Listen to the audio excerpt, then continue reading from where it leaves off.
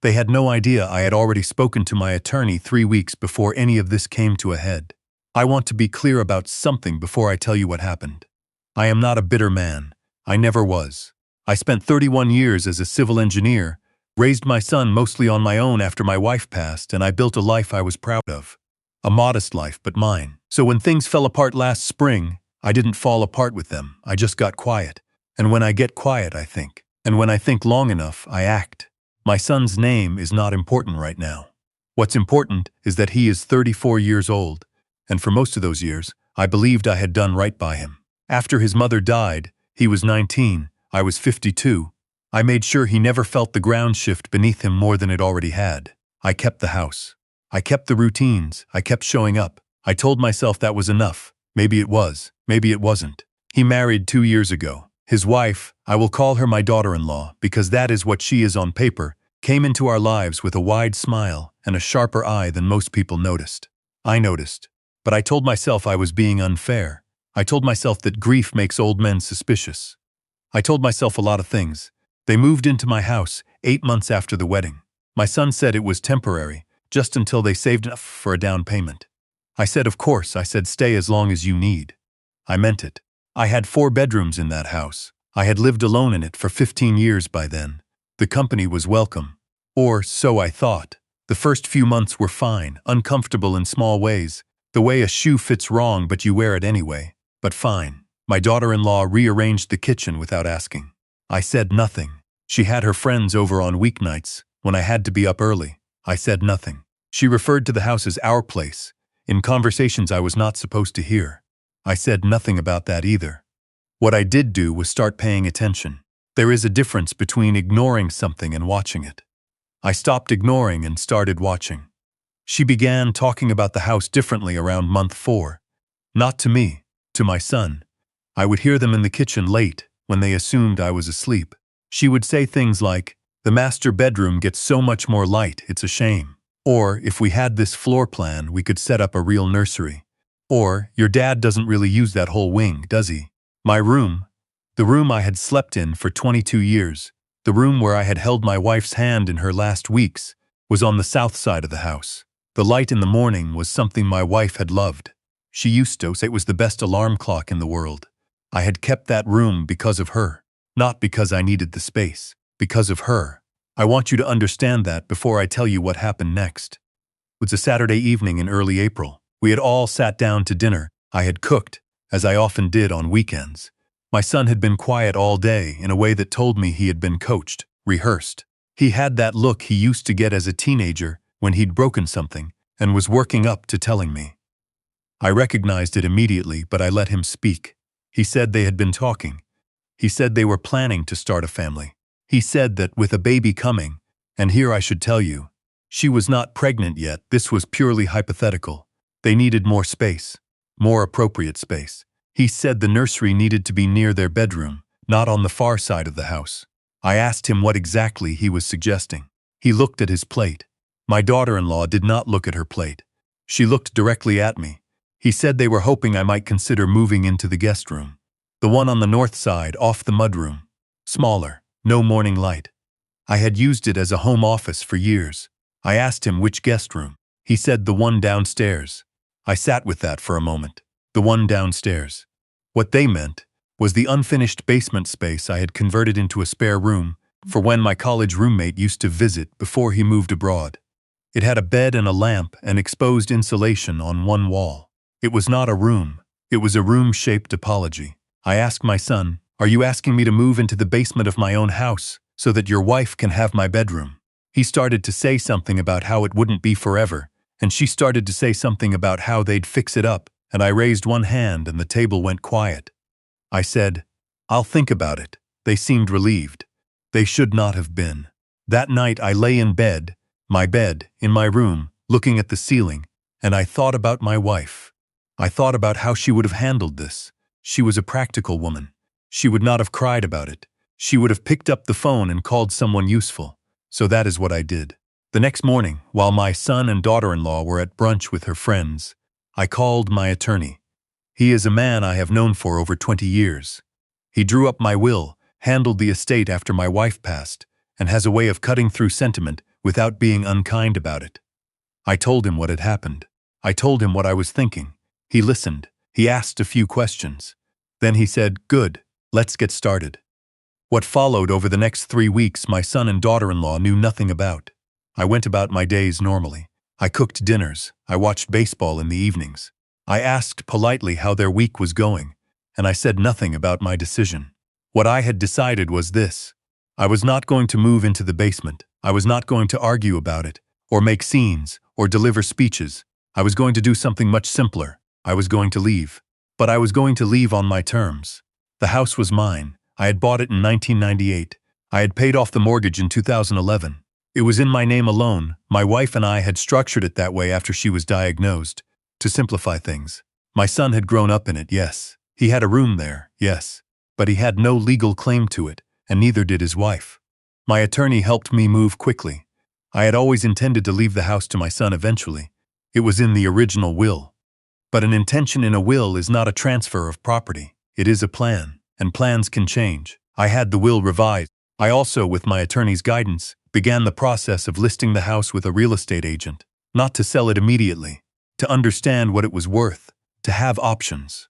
I also did something else. Something that I think any man in my position would have done if he'd been paying attention the way I had been paying attention. I started keeping records. It began because of a conversation I overheard in late March, before the dinner. My daughter-in-law was on the phone in the backyard. She thought I was napping, but I'd come downstairs for water. The kitchen window was open.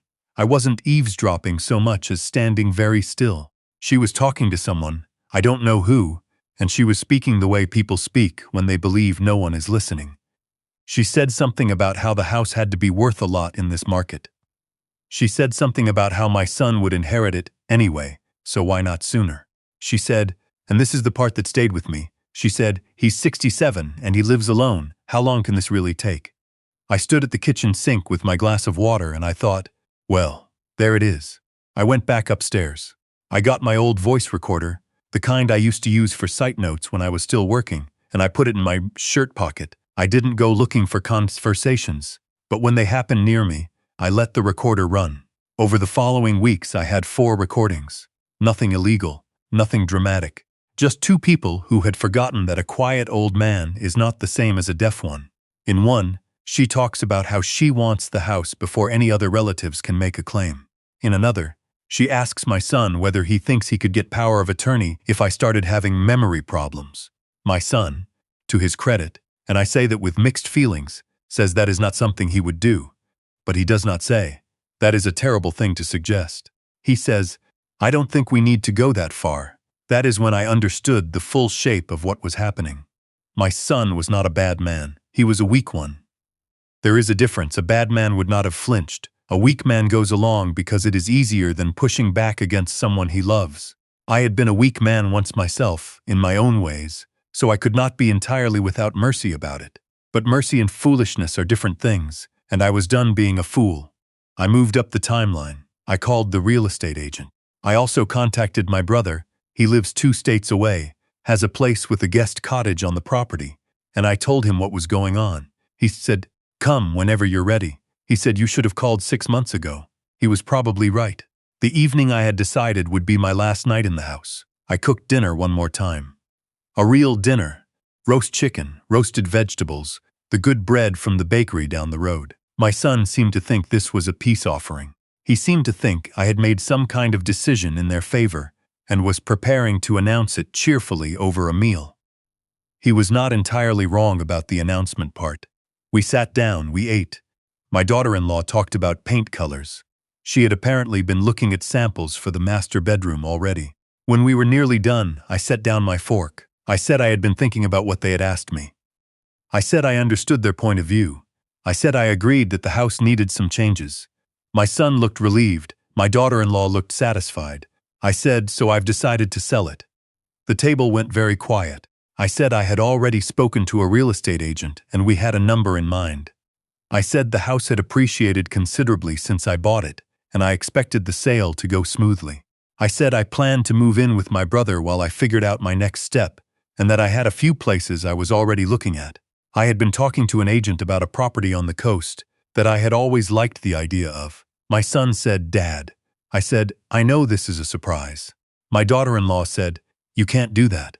I said, "I can. It's my house." She said it wasn't fair, that they had been planning around this house, that my son had expectations, that they had put time and energy into. I said, "You've been here 8 months. I've been here 26 years. My son looked at her. Then he looked at me. He had that face again, the one from when he was 17 and had broken something. But this time it was different. This time something was working through it.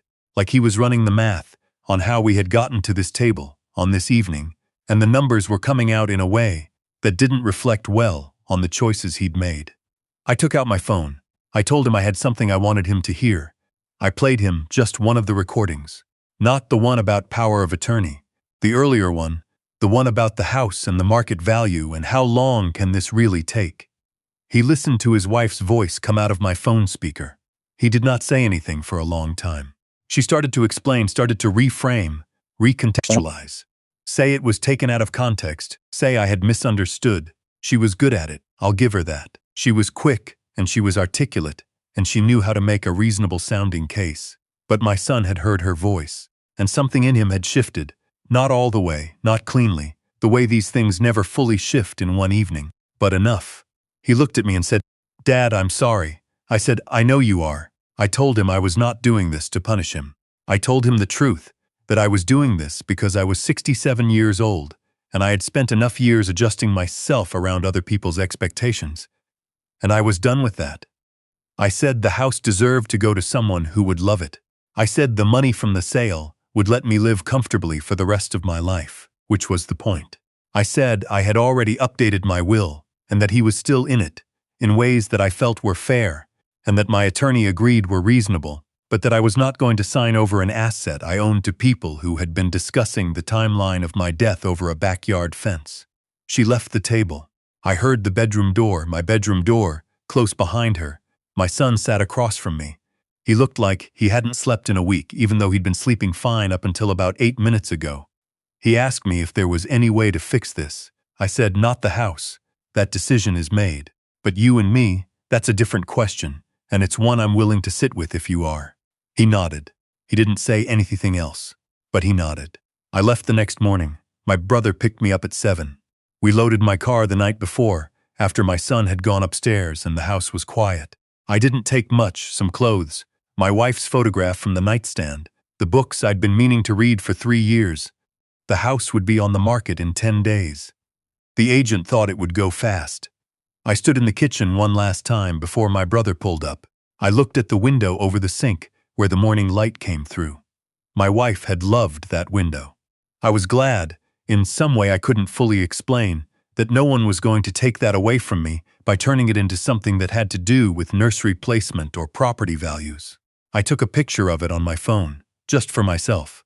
The house sold in 3 weeks. I was at my brother's by then, sleeping in the guest cottage, drinking coffee on the porch in the mornings and watching the birds. It was the first time in a long time I had slept without that low-level hum of alertness I hadn't even fully noticed until it was gone. My son called me the day the sale closed. He and his wife were renting an apartment in the city. His idea, not hers, I suspect, or maybe it was mutual, I didn't ask. He sounded steadier on the phone than he had at that dinner table. He said he was starting to understand some things. He said he was sorry, again, and it sounded different the second time. Less like an apology offered under pressure, and more like one that had been arrived at on his own. I told him I was glad he called. I told him I had found a property on the coast, a small place, 3 rooms, a view of the water, a porch that faces west. The agent said it needed some work, and I told her that was fine, that I used to be an engineer and I knew how to look at a structure and understand what it needed. I close on it next month. My son is coming to see it when I'm settled in. Just him. I suggested that, and he agreed without hesitation, which told me something I needed to know. I am not a bitter man. I want to say that again because it bears repeating. What happened last spring was not the worst thing that has ever happened to me. I have buried a wife. I have sat with real grief in that house, in that room, and I know the difference between loss and inconvenience. What I learned, or maybe remembered, because I had known it once and let myself forget, is that dignity is not something other people give you. It is something you hold on to, or let go of, and the only one responsible for that is you. I let go of it for a little while, in those months of saying nothing and adjusting and telling myself not to make things difficult. I won't make that mistake again. The light on the water in the evening, my brother tells me, is something you have to see to believe. I intend to see it for a long time.